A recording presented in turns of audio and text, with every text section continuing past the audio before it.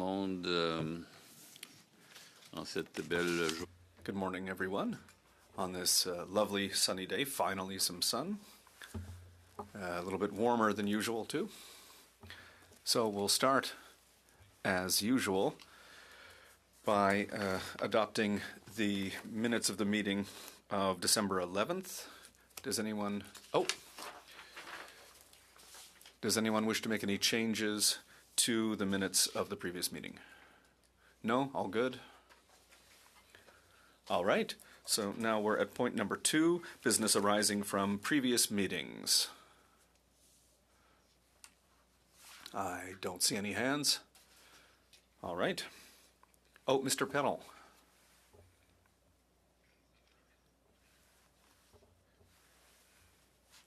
So, Mr. Chair, I'd like to return to the letter that we wrote to the Minister for Interpretation Services. And, Stephen, it's important what I'm going to say.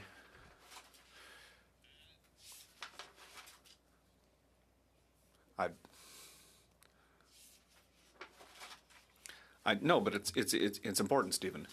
I just want to make sure you hear it. So what I'd like to say is that I read the letter from the minister, and I'm going to try to do this calmly, but I have to say that I'm shocked by the content of this letter, and the tone of the letter, and the time that it took to get the response as well. So there's one thing that I'm happy about, which is that we got an answer. So, you know, when the whip writes, we don't get an answer, but when the board sends a message, we get an answer. But we should have got an answer from the beginning. That's my first point. I never got a response to my first letter, and I don't think that that makes any sense. There's a lack of consideration there. I could be, you know, a little bit more direct, but I'll stay polite. But if I look at the letter, Mr. Chair, they repeat the same sort of, you know, lovely words that we've heard since the beginning, where, you know, they seem to be in a parallel world where all unicorns are pink and everything's going really well. And, you know, listen, I'm trying here. I'm really trying to not seem too angry. But listen, this is important. Interpretation is very important, Mr. Chair. And the drop in quality, listen, in the last few days, I've seen videos, clips from the Nuclear Safety Commission, for example, where they hired subcontractors who are not qualified. And as a francophone, listen, you watch it, a francophone who understands English, I have that privilege. It's not every francophone that has that privilege of understanding English. I watch that, I listen to the interpreters, and I don't understand anything at all. You know, I go back, I listen again, and I listen closely to the English, which is a little bit quieter, but you can hear it at the same time. And I realize that, listen, 3, 4, 5 sentences, all of the context, the interpreter just hasn't got it. They didn't get any. Listen, I know it's difficult, and I don't want to, you know, lack respect, you know, for anybody who works as an interpreter in life. Listen, but I watch that, and listen, this is what's coming if we don't do anything. That's what we're going to see here. And people are saying here, no, we're not going to reduce quality for parliamentarians. But no, listen, departmental services are important. Services for the public are important. Why would we be more important than Canadians? You know, I've always considered that as an elected member, we are serving the people who've elected us. We shouldn't be up on a pedestal. We shouldn't have special privileges. And what I read in this letter is, hey, don't worry, you'll be okay. You'll understand what's being said. And listen, I agree. I talked about parliamentary privilege, and I'll defend that as well. But it's much more than that. You know, we are heading in a bad direction here, and I saw that. I heard it elsewhere. And now the minister is saying that only accredited interpreters with strict standards, etc. And you know, maybe it's true. Maybe the exam is good, but there's nobody who's answering my questions here. All we're being told is that, you know, it's not one independent expert, it's 2 independent experts have been added. And listen, you know, this has to be heard here. This is really important. It's not 1, but it's 2 independent expert. And the second independent expert is an executive at the Translation Bureau. Okay, that means that an administrator at the Translation Bureau, the minister considers that that person is an independent expert. And they've wrote that in a serious official letter from the minister to the Board of Internal Economy. I mean, come on. Listen, and I have a lot of respect for those people. I've said that I'm not attacking anyone personally here.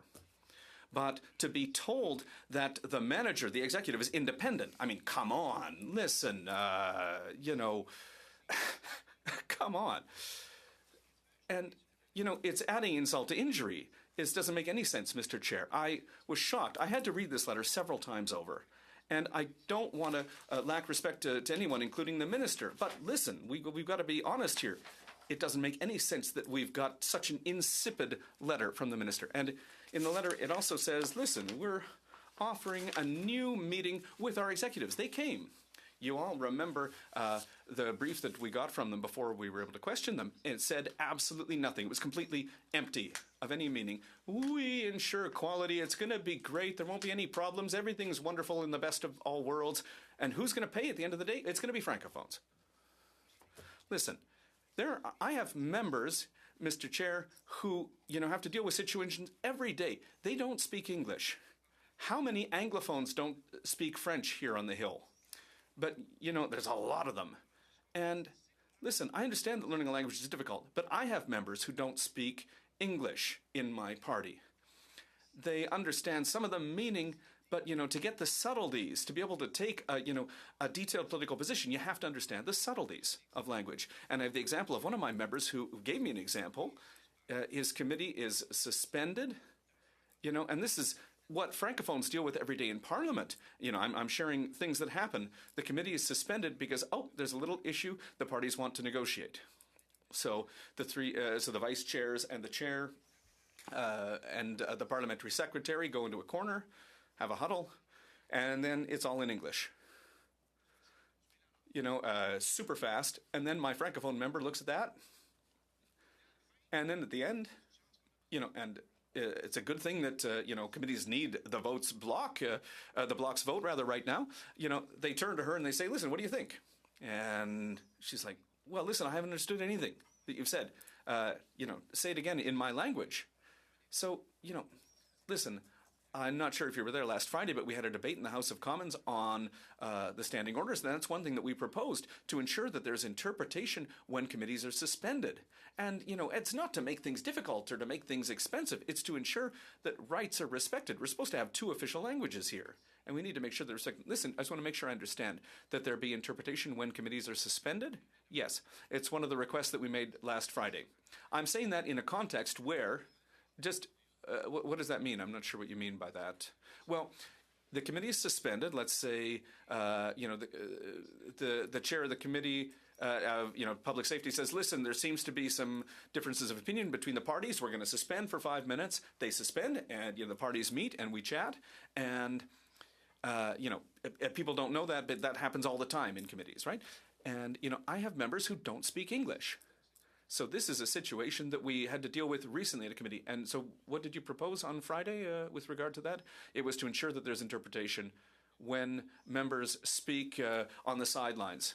Listen, that's something that will be debated at the procedure committee. That's fine. That's an example that I'm giving you to say that, listen, we've proposed some changes also in clause by clause at committees where it's very important.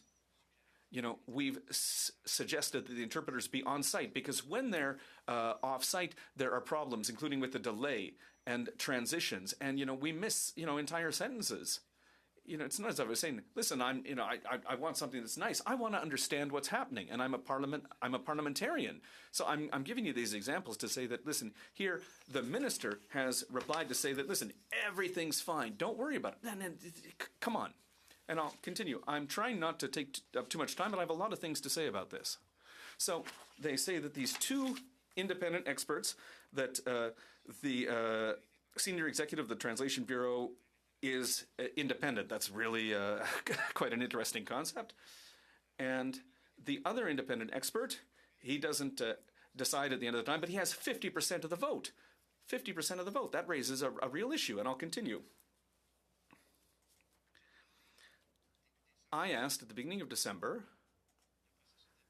to see what the process was for the call for tenders in this. and the changes to the procurement for interpreters. And I said, listen, can we get that suspended? We didn't get an answer. We wrote to the Bureau, and thank you again, Mr. Chair, and members of the board for having accepted to send most of my first letter and to send it on behalf of the board, and that had a lot of weight, and we got an answer. That's proof that it worked. But, we've asked that there be a suspension of the procurement process so we could get answers. Not only have we not got any answers, but listen, I should read this, and it's not long. With regard to your request to review the procurement process, I am pleased to inform you of our progress. The new procurement tool, standing offers, in place, is designed to increase operational flexibility, reduce administrative burdens and costs for Canada and suppliers, and to provide a more effective and streamlined process to ensure the provision of high-quality interpretation services. Interpreters will continue to uphold service quality. So they're saying, we're concerned as parliamentarians, representatives of all the recognized parties in the House of Commons, including the Speaker of the House, and we're told, oh, listen, you asked us for a review, but I'm happy to tell you that everything's great, everything's fine. That's what's written in this paragraph here. Listen, I am shocked with this response, and maybe I'm naive, but it seems to me that, listen, we're smart enough to get a more structured answer than this. And, they suggest that we hear from the executives again, but listen, we've already heard from them. And you saw the brief that they came with. We're going to get the same answers. And they came and they knew that they were going to change the exam process, and they didn't even talk about it. We learned about it by accident. So, in the process, they say that, hey, everything's fine. And listen, I have a Hill Times article here, Mr. Chair, where it says that compared to having 84 interpreters last year, 37 interpreters submitted under the procurement process. Most of them said that they weren't going to participate in the procurement process because they want the lowest bidder. And if it's, the lowest bidders who get contracts, we don't know what the quality is going to be. And I'm not saying that there aren't good, interpreters within that group, and I don't want to be misinterpreted by anyone here. But listen, come on. I mean, what the hell? We've lost 56% of capacity for, freelancers, and they say, oh, well, we're going to make the exam easier so there won't be a shortage. So, listen, can we not act in a coherent way and just give us an answer? Listen, I don't have to agree at the end of the day, but can I at least get an answer that's, clear and honest? I get the impression, this isn't a letter that's intended for somebody who's intelligent here. Listen. Maybe I'm happy to not have got a response to my first letter if I'm going to get answers like this. So, listen, and now I'm being told, no, everything's fine. Everything's fine. And I've got examples, Mr. Chair, because when they realized that they didn't have enough interpreters because people want to protect their hearing, they don't want to work cheaply. They don't want to work off-site. They want their expertise to be recognized. There's a lot of people who refused the call for offers, and the Translation Bureau contacted them. And they said, listen, we know you didn't submit a bid, but we're missing people. Are you sure? They wrote, emails, they called them, and I've got examples of correspondence here where people are saying, listen, no, I said no the first time, I'm going to say no this time too. And now it's at a point where, and this is very sad, accredited interpreters are signing independent interpreter accredited before 2025. Is that really good for the progression and for the image of the House of Commons? That people are disassociating themselves with the November accreditation exam where, the success rate wasn't, amazing, but it was more, than in the past. We've gone from 11% to, I think, 16 or 18% success this time, just looking for the numbers here. 16.7% instead of 11% of success. That's, that's a major increase. But right now, as a Francophone, a Quebecer in the federal parliament, we want to make sure that we can do our work in French, and other elected officials, people from New Brunswick, Franco-Ontarians, people from BC, there's a lot of Francophones in the Yukon. This isn't, just, separatist complaining here. We're protecting an official language here. I want to be, perceived properly here. It's just inconceivable that, I'd get, such an insipid response as this one. I don't understand it. I don't understand it. I would have been embarrassed to sign this letter. You know, if you're going to send me something like this, just don't respond at all. You know, and they're thinking, maybe, well, we weren't going to send you an answer. Well, you want an answer? Well, take this. I'd like to hear what my colleagues think about this because, they're sending us, the officials again, or they're offering them again. But listen, I'm really concerned about the quality of life for interpreters for whom we're affecting, their pay, their working hours. We're putting their safety, their hearing at risk. And I'm very concerned for French in this parliament and the service in French to Canadians. And especially, now, listen, having listened to the clips from the Canadian Nuclear Safety Commission. That's public. Go and listen to it. Go in with an objective ear and tell me that you understand something. Listen, it's ridiculous. That means that, a francophone who's going to go there is going to be forced to listen in English. And that's not acceptable. Unless we say that there's not two official languages anymore, we'll stop pretending. But no, that's not the situation here. And my duty, and listen, I know I'm grumpy this morning, but my duty this morning is to raise the red flag here. And listen, I'll be very transparent with you here. I'm going to let it all out. Do you know what the impression I have is? I have the impression that they're saying, oh, listen, they're going to complain a little bit, and over time, it'll peter out, and we'll just, buy time, hoping that we, nobody talks about this anymore. But listen, that's not going to happen. That's not going to happen, Mr. Chair. It's not going to happen. We are not going to let go on this. We want answers, and we're very, very, very concerned. We've already got issues. There's a pilot project, and there's more and more interpreters working off-site, and I'm compiling these results. I've got tables that my team are putting together, and every time there's an incident, I make note of it. And there are, chairs who don't want to, give our members any more time, but, there's sometimes a 10, 15-second delay, and then, the witness will start answering in English. There's another 10, 15-second delay before we hear the French interpretation. And then, the chair will say, your 4 minutes are up. And, in committees, it's 6 minutes, 2.5 minutes. That's not a lot of time to ask detailed question. And now we find ourselves with less time because of these delays with interpretation from offsite. And, Mr. Chair, I'm not going to name any names here. I don't want to hurt anyone, and these are people that I respect.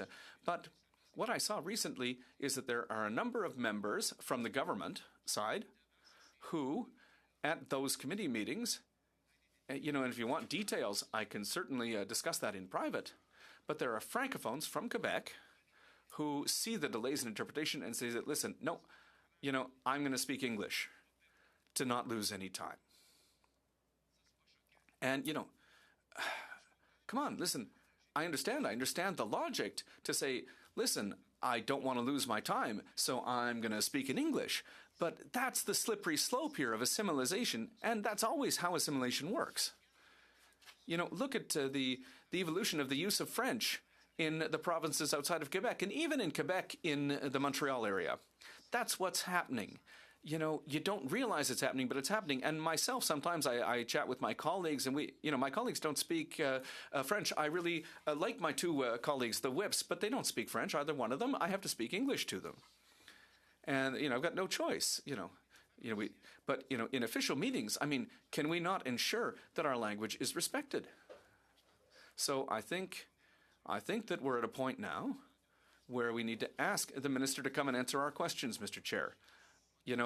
I know my monologue's taken up a bit of time. Well, listen, I'm finished. Yes, there is a problem, obviously. Yes. No, I see a major problem here. Yes. No, it's very clear that there's a problem because otherwise you wouldn't have spoken to us for such a long time. Not to say that you were too long, but you've got examples. You've got examples. So the question is, how do we hold the department accountable? Mr. McKinnon. Well, thank you, Mr. Chair. I won't take up very much time. I listened with close attention to the intervention from the Bloc Québécois whip. And Yves, thank you. Obviously, there is some awareness that needs to be raised here, and I thank him for that. Listen, we're also sensitive to this. We also have a number of Francophone members who don't speak English within our party, within our caucus. And, whether you're unilingual, bilingual, trilingual, whatever, it's not negotiable that both official languages have equal status in all instances of this Parliament and in the federal government. Writ large, that's not negotiable, that the official languages be respected. And where there are problems or obstruction or issues that mean that status is not being respected, well, then absolutely, we have to do something, whether that be in the executive, whether that be here, whether that be in the legislature. It has to be fixed. It's as simple as that. That having been said, I have enough experience, Mr. Perron, to know that sometimes we can confuse procurement processes and principles that are, basic or fundamental principles. We've asked, and Parliament has asked Public Services and Procurement Canada to provide this service through the Bureau, the Translation Bureau. And they have procurement processes. They're the experts, whether we like it or not, whether we trust them or not.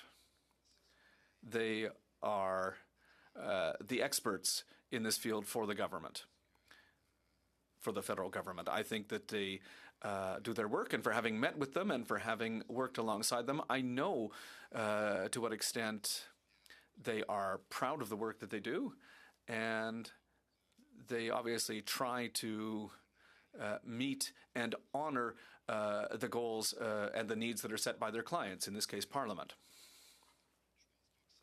I don't think that it's up to us to get involved in that. Obviously, if there are negative effects from that, we have to fix those. But, Mr. Chair, in terms of the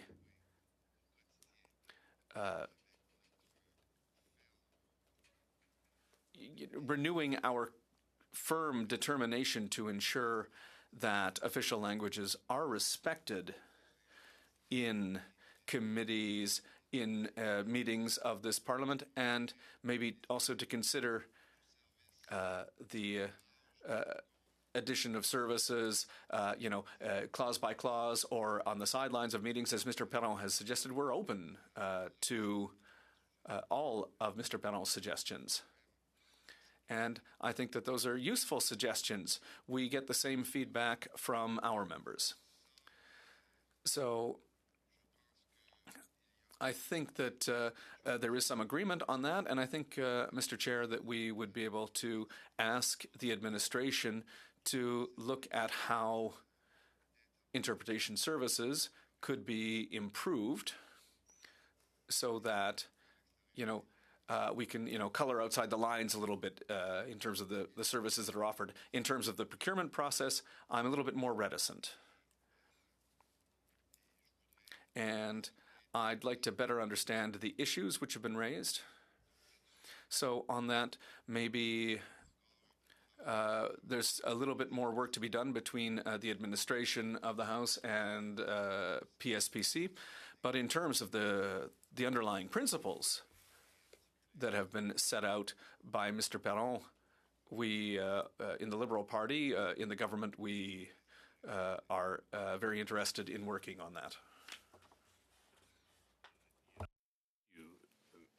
Mr. Chair, the issue has come up many times, and obviously we've had concerns brought to us by different parties, and it seems to be an ongoing and complex issue. I think that the suggestion of bringing administration is one that we've heard before, and it has resulted in, I think, the same frustration. I'm wondering if there's a possibility of just bringing the minister responsible and have a wide-range discussion rather than exchanging letters with the minister. Simply have an opportunity for the minister to come and hear the concerns directly, and then see if there's undertakings that the minister can provide to ensure that the assurances that the right people get engaged to to make sure that the concerns are addressed.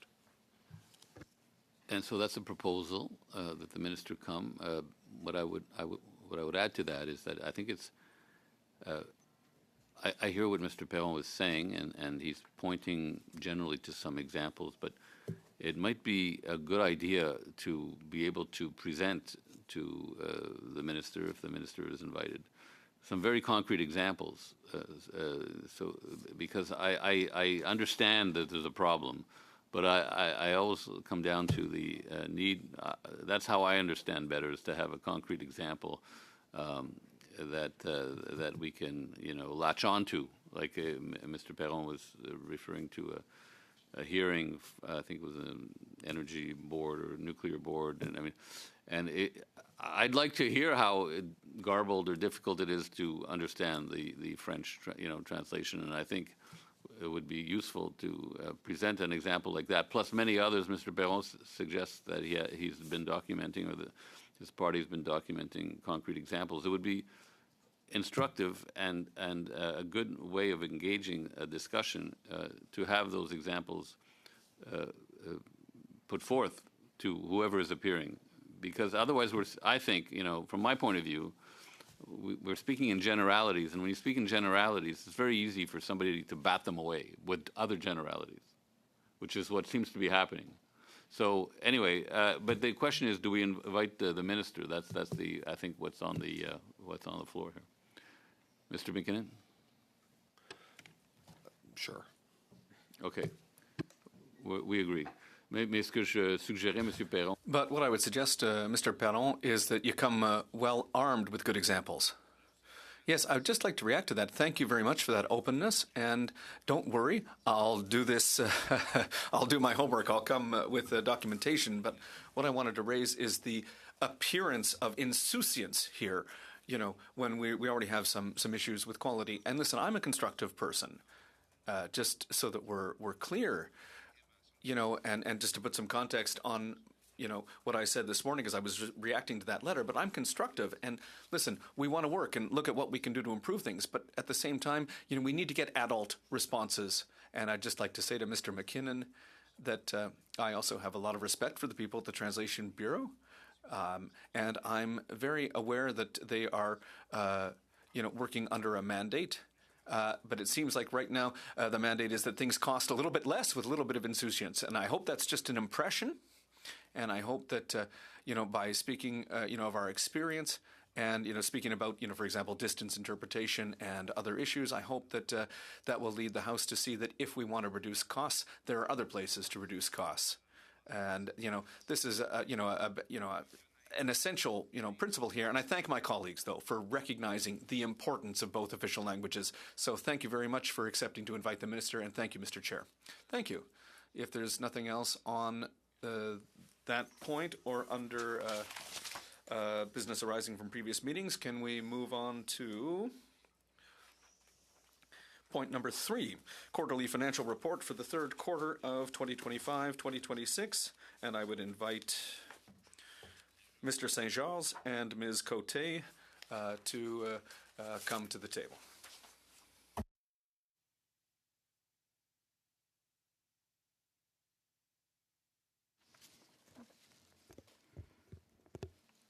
Merci, Monsieur le Président. Thank you very much, Mr. Chair. I am happy to table the financial report, unaudited report for the third quarter of 2025-2026. As of December 31st, expenses were at $554.2 million. That's an increase of $8.6 million compared to the previous year. The increase is particularly linked to the elections and to initiatives approved by the board. Year-to-date perspective, spending remains closely aligned with the budget, reflecting a net variance of $1.8 million, or 0.3%, which will normalize by year-end. Overall, the House of Commons is operating within its approved authorities, and there are no other material variances to report to the board. Mr. Speaker, this concludes my presentation, and I welcome the board's questions. Comments? No. Okay, good. Thank you for your for your efficient presentation and also your vigilance in making sure that we stay on budget. Yeah. Number four, annual report on the members of the House of Commons Workplace Harassment and Violence Prevention Policy for 2025. I would invite Ms. Evangelidis to the front, and she's already there with Ms. Beaubarlan. Allez-y, la parole est à vous. Merci, Monsieur le Président. Thank you, Chair, and good morning, everyone. I present today the annual report for 2025 on the House of Commons Workplace Harassment and Violence Prevention Policy, and it applies to members as employers and to their employees. From January 1st, 2025 to December 31st, 2025, 13 incidents or cases were reported to the Office of the Chief Human Resources Officer. 11 of those have been concluded and 2 are still underway.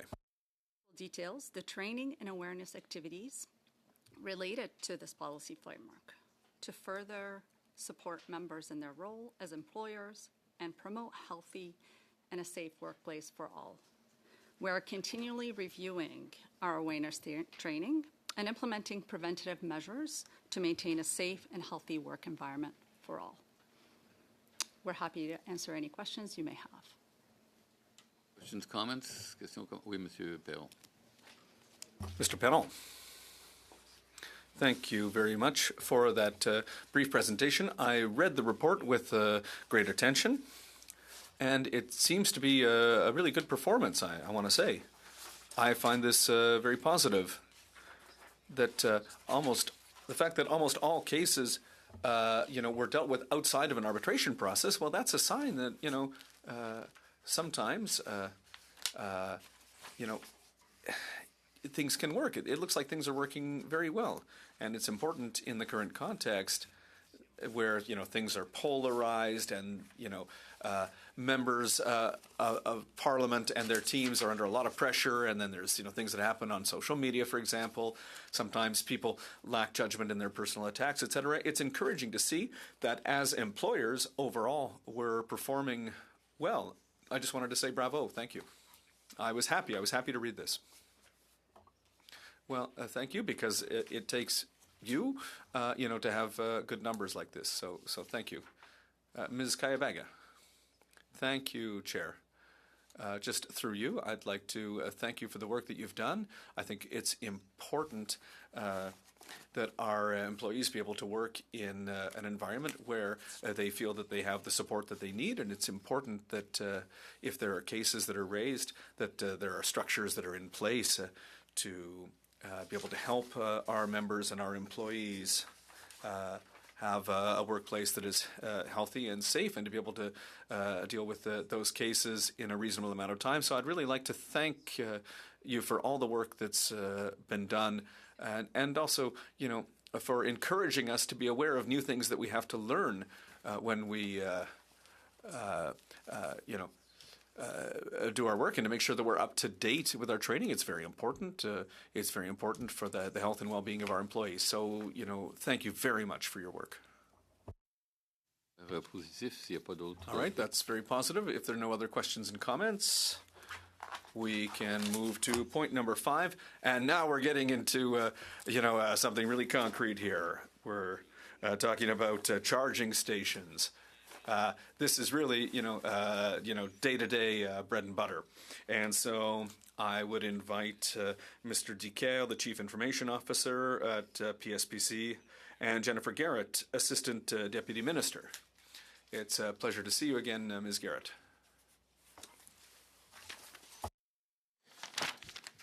Merci, Monsieur le Président. Thank you, Mr. Chair. I'm here today with my colleague, Jennifer Garrett, Assistant Deputy Minister at Public Services and Procurement Canada. We'd like to submit for the approval of the board some changes to the pricing for electric vehicle charging stations, and also obtain its support for the installation of at least one level 3 charging station within the parliamentary precinct. Last December, a group of 6 members wrote to the Speaker to ask that the pricing for charging on the Hill be reviewed. The members raised concerns with the current pricing model and also noted the absence of rapid level 3 charging stations. The House Administration with PSPC analyzed the requests. We evaluated the option to maintain the lower rate overnight between 6 p.m. and 8 a.m., eliminating idle fees during this period. This option can be implemented quickly at no additional cost and directly addresses the concerns raised. Additionally, we analyzed the possibility to automatically stop charging fees once the battery is fully charged, but it would require modifications to the charging station. This option is therefore not recommended right now. Finally, the option of a reduced rate at all times was also analyzed. However, completely eliminating idling fees could reduce the availability of station for other users. This option is also not recommended. The House Administration therefore recommends maintaining the charging rates of $1.50 an hour for up to 5 hours and $4 per hour after 5 hours between 8 a.m. and 6 p.m. and set a flat charging rate at $1.50 per hour between 6 p.m. and 8 a.m. every day of the week, including weekends. With regards to the installation of the level 3 fast charging stations, an analysis has been completed, and it is recommended that the board endorse the accelerated installation by PSPC of a minimum of 1 level 3 charger on the precinct as per the long-term vision and plan. Jennifer and I are available to answer your questions. Yeah, I'm wondering if you can update me in terms of what the actual policy for overnight parking is for members. It's a good question. I think the Sergeant at Arms manages the actual parking, so I don't know if Pat is there to respond.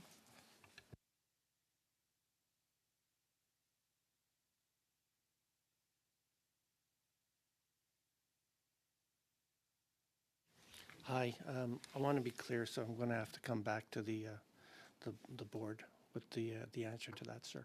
Yeah, thank you. I appreciate that. We just have several members that have been instructed that they cannot park their vehicle overnight on the precinct. Multiple members have gotten a series of notices, in some cases, notices to move. Yeah. And maybe there's. Yeah, okay, I thought you were referring to the plug-in overnight. No, just. So that policy's changed, and I don't think the message has been the change is known, so we'll send something out. The members can park their vehicles overnight. The old policy was they were not allowed to park overnight, snow removal and all sorts of small complications, but we've moved beyond that, so they are allowed to park their vehicles overnight. Yeah, I just wanted to make sure that it was consistent with, that this would be allowable under the rules. It is allowable. Very Yeah. good. The second question is last time that we've seen the long-term vision plan, it was to strip out significant portions of the parking on the precinct. Where would this new charging station be located that would be in alignment with the long-term vision plan? So I'll start, and maybe Jennifer, through you, Mr. Speaker. So, of course, you saw the plan, and it's going to change significantly on the precinct over the next few years. So the one part of the analysis that has to be done around this particular scenario is around what are the upcoming projects that could. Okay. So before we move forward with that, I think that we generally have opposed the long-term vision planning as it relates to parking. I think that I think there's been some. Actually, it's a frustration that I have is we've had that presentation. There was concerns raised about it, and it seems like we're plowing ahead. I have no problem with an addition of a charging station. What I don't support is putting it in, only then to strip it out or to replace the scarce parking that we currently have with a charging station, only to then have subsequent projects that will reduce parking on the precinct. So I'd like to flag that it's my understanding that this board has opposed the long-term vision planning of stripping out the parking. And we don't support that. So I'd like to know what the actual long-term vision, like this seems to be a piecemeal approach of which doesn't match with either, certainly with the long-term vision plan of the administration, even though we oppose that. I think we'd like to know where that actually is landing at this point.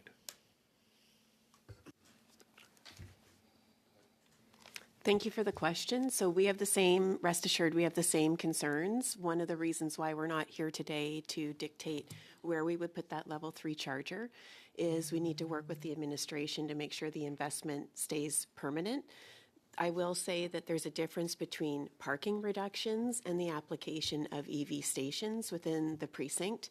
The goal associated with the long-term vision and plan that's been agreed to with the House of Commons administration is to have, at the end of the day, think 2032 timeframe, a 9% coverage of EV stations within the precinct.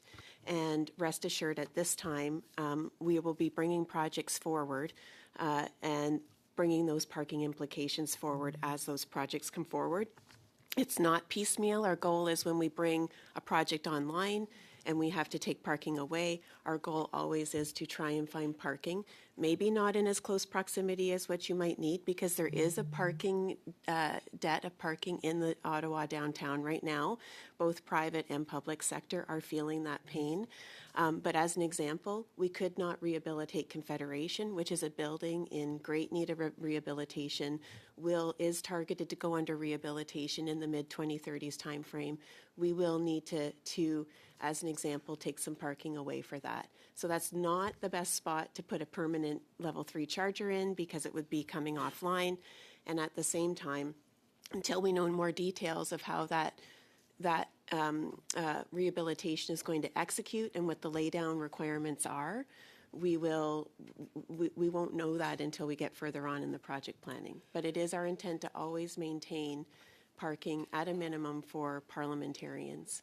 Okay, it sounds like this hasn't been confirmed, so I would oppose building a new charging station until we're fully updated as to what the long-term vision plan is for the parking. I hear that you agree with my concern, but actually not my concern, which is I don't want to see a reduction of parking on the precinct, full stop. So I would like to have actually to see what the plan is and where this would be located to resolve the concerns that have been identified at this table with regards to parking before we start putting additional infrastructure. Because what I've seen at this table before is that there's suggestion that you share a concern.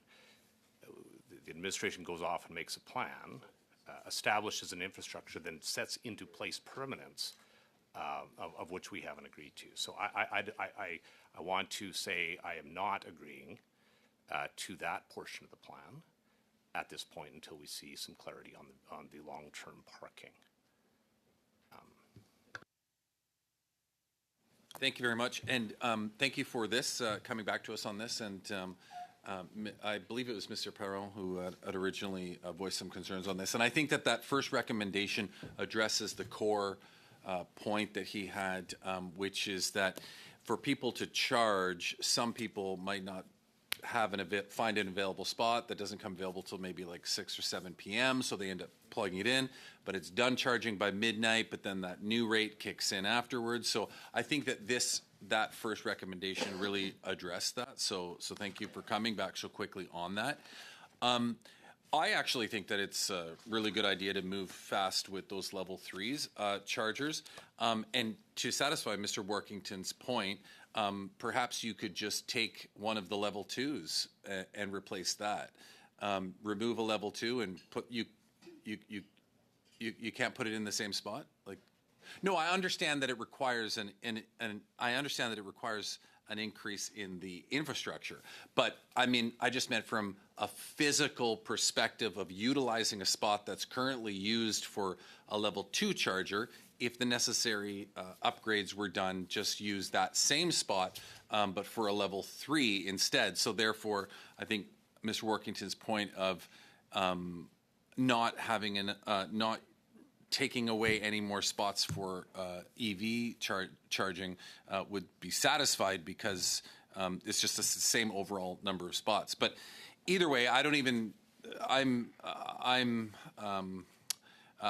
easy either way, whether you proceed quickly with that or not. The reality is that there are a lot of fast charging spots in and around the area, and if the House of Commons isn't going to make the money off of people using that, then somebody else nearby will.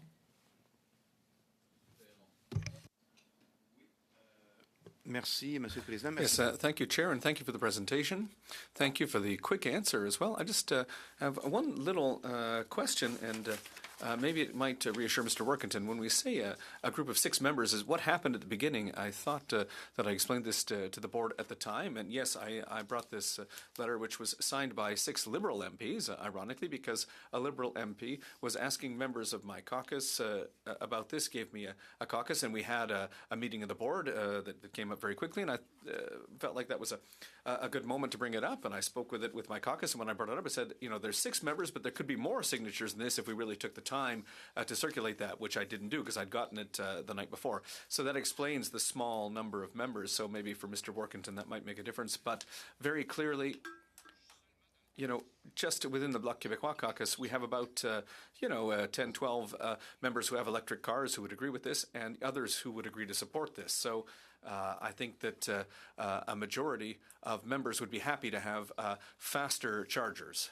So just to, put that 6-member number in context, it's many more people than that. And if necessary, I could certainly go get more signatures. I brought the letter quickly to the board so that it could be dealt with quickly. And so that's the first comment that I wanted to make. Thank you. For the quick, concrete and relevant answer to our question, and I understand the restrictions that you have when it comes to technology, when it comes to the coming, changes and the changes to pricing. I know that it's challenging when it comes to programming the chargers that we have, so I understand that. So I really appreciate your first recommendation that, entirely respects the request from members to be able to charge overnight. There was also the request to be able to leave the car during the night, and I heard Mr. Workington's question on that. I understand from the Sergeant at Arms that policy has changed. I'd also been told that it was possible to get specific authorization in certain cases.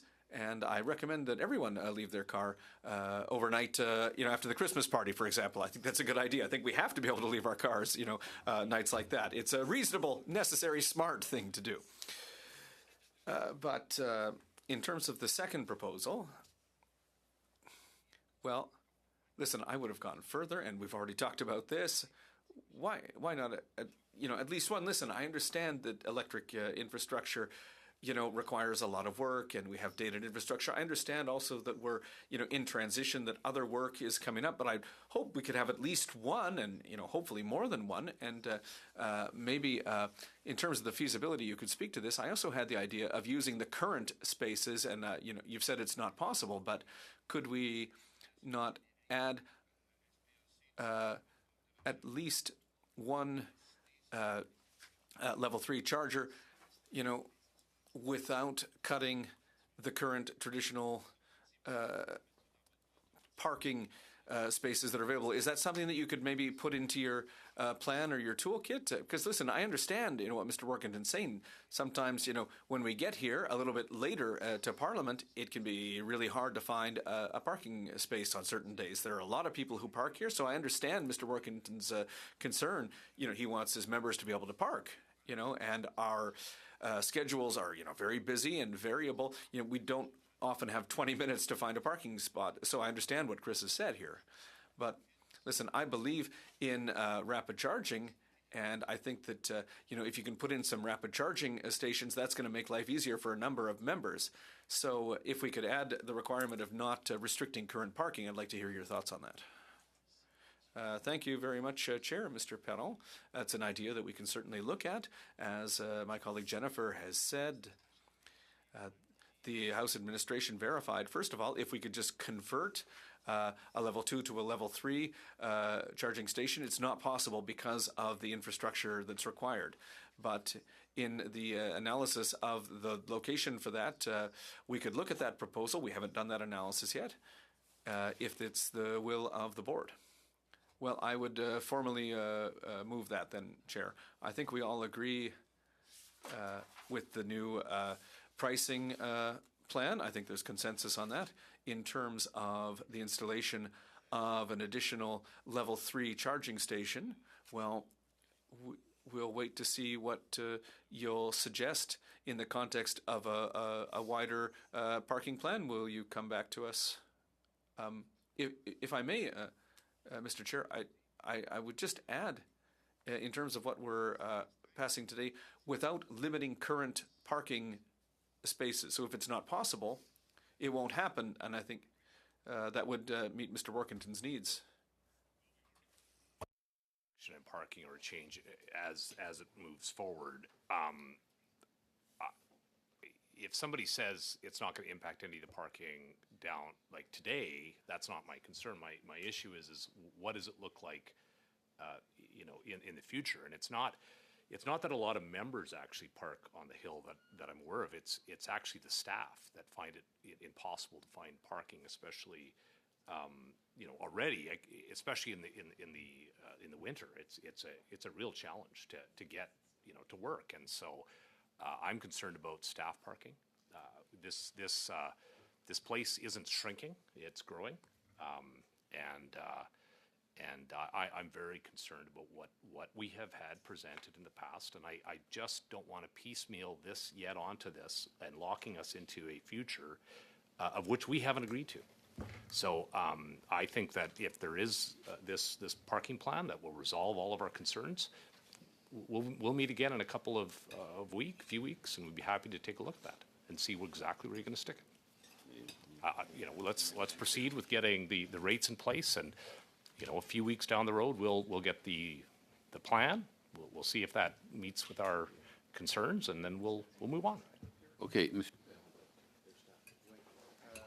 Merci, Monsieur le Président. Thank you, Chair. I don't understand why this is such a concern. Chris, if in the mandate that we give, we say without limiting traditional current parking spaces, that's not going to cut any parking. If they're not able to do it, they won't do it.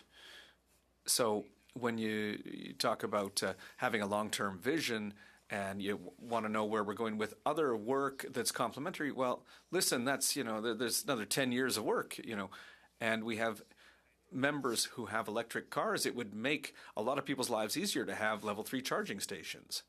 So I think, and I would suggest to you with all respect, that if we add that restriction, we don't have to say, come back and see us. We give them the mandate, and when they've seen that, listen, we can't do it, or we are able to do it if we put the thing in at such and such a place, that there won't be any cuts to parking for staff or members, because, again, all members and, but all parking spots on the hill. So I think we could give them the mandate to work on that, and, we could write it today, but, well. To summarize, basically, Mr. Perron was saying, we will not. We would be in favor of a Type 3 charging station, but only if it meets your condition of not taking away any of the current traditional type parking. Is that the proper interpretation? My submission would be this: I support the new infrastructure if it can be guaranteed that will not impact the current number of parking stalls on the precinct in the long-term vision plan. Yes. So that's where we have a bit of a that's where we have a snag. So Mr. Gerritsen. From the perspective of somebody who drives an EV, parks and charges here all the time, I'm quite indifferent about whether or not we have level 3 chargers. The reality of the matter is that if you're somebody that works here, it's going to be cheaper to charge on a level 2. It's going to be better on your battery to charge on a level 2 because you can leave your vehicle there for a long time and it takes a lot longer to charge. So the only people that are going to really want to use a level 3 charger are those that are coming here for a short period of time. So if there's like a staffer that's coming here, but the way I do it is I get here on a Monday morning, I plug it in, and I just let it keep charging on that slower charge until I leave at 6 or 7 o'clock. And that's actually a lot cheaper and a lot better for the battery. So I'm quite indifferent to whether or not we go and install level 3s. I would actually much rather see a lot more level 2 chargers, because the reality is that if these parking spots are available to members overnight, I might just start parking here overnight rather than bringing it back to my apartment, and I'll end up getting all the charge that I need. So I can appreciate why. I can appreciate why you might want 1 or 2 for these people that might need to charge like really quickly, but I just don't. And I think it's a good investment to make, because I think there's a return on that investment. But for me, this is not a deal breaker, nor do I think that if it's going to be hijacked by the issue of parking spaces, generally speaking, I'm just as soon to let it go. Okay, Monsieur Perron. Merci. Mr. Perron. Thank you, Chair. I think that's funny, that expression, hijacked.